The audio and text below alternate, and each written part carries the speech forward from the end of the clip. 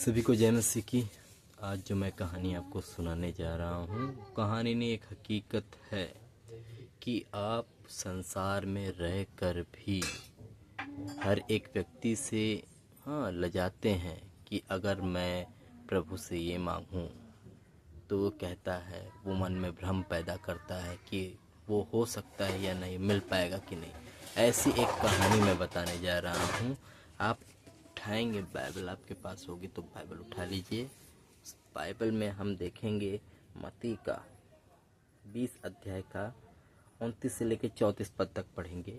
जब वे यरीहो से निकल रहे थे तो एक बड़ी भीड़ उसके पीछे हो ली, और दो अंधे जो सड़क के किनारे बैठे थे यह सुनकर कि यीशु जा रहा है, पुकार कर कहने लगे, हे प्रभु दाऊद की संतान, हम पर दया कर। लोगों ने उन्हें डांट कर चुप रहने के लिए कहा, पर वे और भी चिल्ला कर बोले, हे प्रभु दाऊद की संतान, हम पर दया कर। तब यीशु ने खड़े होकर उन्हें बुलाया और कहा, तुम क्या चाहते हो कि मैं तुम्हारे लिए करूं? उन्होंने कहा, हे प्रभु, यह कि हमारी आंखें खुल जाए। यीशु ने तरस खाकर उनकी आंखें छुई और वे तुरंत देखने लगे और उनके पीछे हो लिए। आमीन। देखिए, यहाँ पर एक कहानी है। उस कहानी का पूरा सारांश छोटे से वाक्यांश में बताया गया है कि यरीहो नगर से यीशु मसीह गुजर रहे थे तो वहाँ पर दो अंधे बैठे हुए थे। उन्होंने भी यीशु मसीह के बारे में कई लोगों से सुना होगा कि यीशु मसीह अंधों को चंगा करता है, लंगड़ों को चलाता है, गूंगों को बुलाता है, बहरों को सुनाता है। भैया बहुत सारे चमत्कार करता है। यहाँ तक यीशु मसीह ने लाजर को भी जिंदा किया था। ये सब सुन सुन के उनके मन में विश्वास जागृत हो गई, और जब ये सुना कि यीशु नासरी इसी रास्ते से जा रहे हैं, चिल्लाकर कहने लगे, हे दाऊद की संतान, हम पर दया कर, हम पर दया कर, हम मुझ पर कृपा कर, मुझ पर अनुग्रह कर।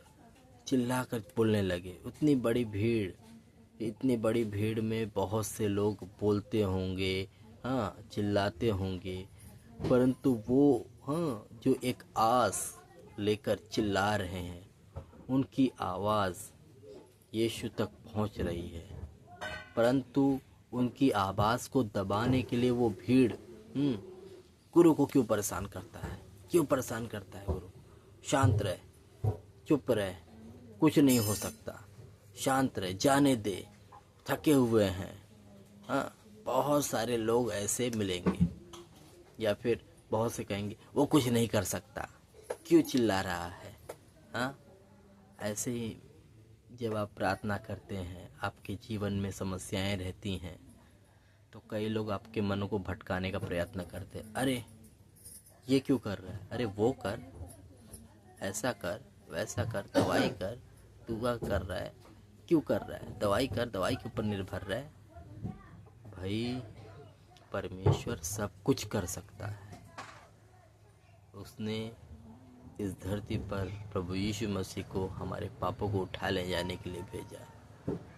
उठाने से पहले जो जो कार्य उसने किया, प्रार्थना किया, परमेश्वर के सामने घुटने टेके, और जैसा उसने किया वैसा करना हमें सिखाता है।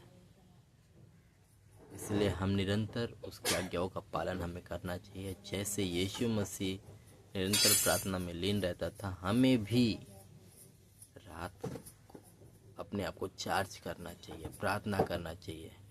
प्रार्थना करने के बाद सुबह जब हम चार्ज हो जाते हैं तो लोगों के जीवन में हम काम कर सकते हैं। मैं ये नहीं कहता हम कर सकते, लेकिन हमारे अंदर जो परमेश्वर ने आत्मा दिया, उस आत्मा के द्वारा हम काम कर सकते हैं।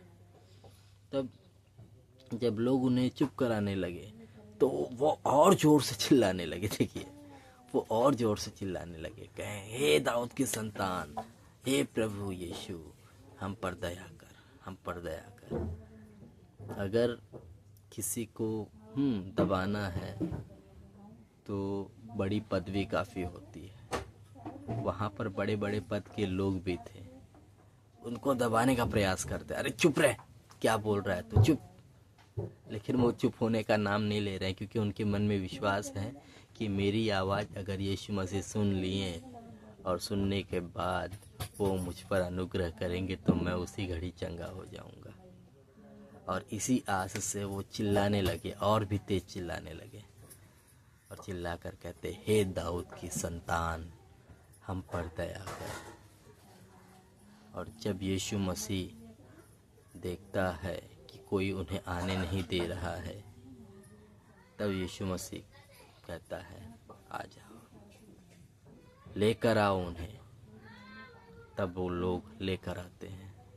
तब यीशु मसीह प्रश्न करते हैं कि मैं तेरे लिए क्या करूं। वैसे ही आप यीशु मसीह को जब पुकारते अपने जीवन में, यीशु मसीह आपसे प्रश्न करता है, मैं तेरे लिए क्या करूं। क्योंकि परमेश्वर जानता है कि आपकी किन चीज़ों की आवश्यकता है, लेकिन आपकी मनसा वो चाहता है, आपके मन में क्या है, हाँ, आपके मुखों से सुनना चाहता है। आपको जो ज़रूरत होती है उस ज़रूरत को ना मांगकर आप उससे अत्यधिक मांगने लगते हैं।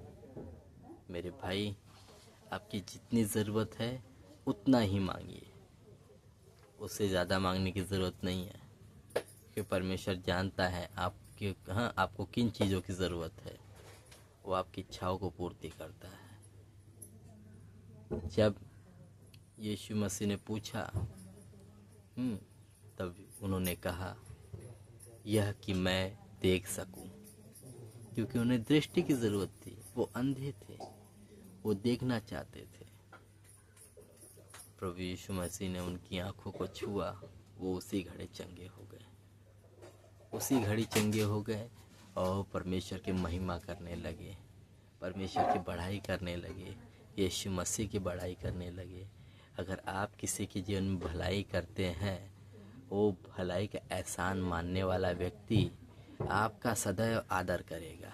ये ध्यान रख लीजिए। आप किसी के लिए हर एक मुश्किल घड़ी में खड़े हैं तो वो सदैव आपका आदर करेगा, सदैव आपका सम्मान करेगा।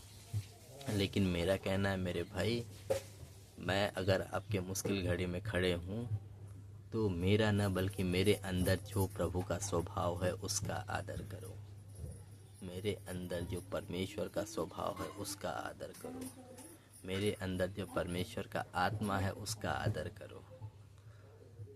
बहुत ज़रूरी है मेरे भाई। अगर इस वचन के द्वारा आपको सच में एक मैसेज मिला है तो उस मैसेज को ध्यान में रखते हुए अपने जीवन में प्रभु को अपना उद्धारकर्ता, मुक्तिदाता करके स्वीकार करिए, ताकि आपके जीवन को परमेश्वर बदल सके। तो मिलते हैं अगली वीडियो में, और इससे भी प्यारे प्यारे वचनों के द्वारा आपके जीवन को बदलने के लायक वचन हम देंगे। तो चलते हैं अगले वीडियो में, और इस चैनल को आप लोग लाइक करिए, सब्सक्राइब करिए, शेयर करिए, जितना भी ज़्यादा हो सके लोगों तक पहुंचाइए, और कमेंट करना ना भूलिए, कमेंट ज़रूर करिएगा, ताकि परमेश्वर आपके मन में क्या चाहता है। और विशेष बात ये, जिस किसी को भी अपने लिए, अपने परिवार के लिए प्रार्थना करवाना है तो कमेंट बॉक्स में आइए, अपनी प्रार्थना रिक्वेस्ट लिखिए, मेरा परिवार मिलकर आपके लिए, आपके परिवार के लिए प्रार्थना करेगा। तो मिलते हैं अगली वीडियो में, सबको जय मसीह की।